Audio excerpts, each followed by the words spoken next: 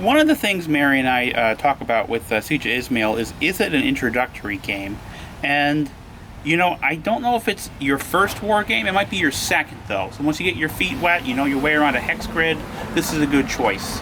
And the reason for that isn't that it's a particularly complicated game, because it's actually fairly simple. It's just that there is some nuance that might trip up first-timers.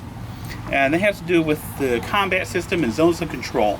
So basically, when you are in the zone of control of an enemy unit, you are forced to attack that unit. The trick is that zones of control aren't projected across all hex sides, and not necessarily mutually. So let's go over a few examples. Here we have some units on the wall, some Russian units trying to get up on the wall. And zones of control do not extend across wall hex sides in either direction. So combat here is voluntary and not mandatory. Now, say the Russians do manage to get up here, you know, and fight. One of the cool things about the Russians, it's another one of those little bits of nuance, is that if that Russian unit gets a retreat result, it might be able to ignore it. If it has its back against the wall, it has nowhere to go, you roll a die, and on a 1 or a 2, it's eliminated because it has nowhere to go. A 3 or a 4, it ignores the retreat. And a 5 or a 6, it makes the other guy retreat. Boom. That's pretty cool. Now let's look at an example with stone buildings.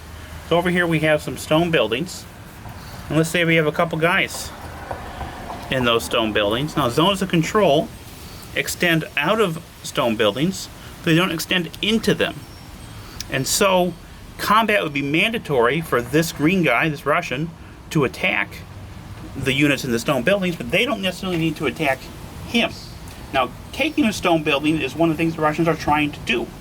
The more stone buildings they get, the more likely they are to win the game. But they're gonna this guy's going to have to attack both of these units. They're going to have a combat bonus, because as you might expect, being inside a stone building gives you a defensive bonus. It's going to add 3 to the combat factor for each guy. So you're going to have 5 against 2 plus 3 is 5, 2 plus 3 is 5, 10. And this is a differential system. So 5 differential is going to give you a pretty bad column to roll on this track, on this table, combat results table, because -5 when attacking is basically all attacker results. The defender isn't getting hurt at all unless you get some modifiers from leaders. Like here's a leader here, you got Suvorov, that might help out.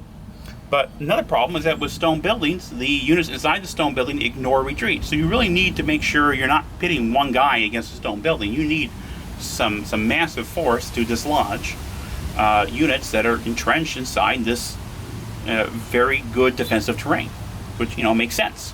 But again, he's required to attack them. They're not required to attack that guy. And so there is an unequal position there. We have a similar situation with rivers. Because zones of control project from the land to the river, but not from the river to the land. And so this guy is in an enemy zone of control. He has to attack this guy. And again, because he's attacking from the river, doing an amphibious assault basically, he is attacking at a disadvantage. Now, with rivers particularly, you can't attack from the land to the river. So this guy actually can't attack him at all, even if he wanted to. He does, however, have the option of firing some of these cannons, which are these on-map artillery units, at the guy, and that can be pretty bad for our little swimmer there. So that is some of the nuance of the zone of control conditions and the combat conditions, which generally favors the Ottomans because they're the ones with the defensive terrain. And it kind of is an equalizer there as far as the situation goes, because generally the Russians have more units and better combat factors. And that kind of in a nutshell is that little bit of nuance that, again, is not especially complicated. It's a fairly simple, straightforward game, but it's just a little more complex than, say, your first war game. Second war game, though, this is a great choice.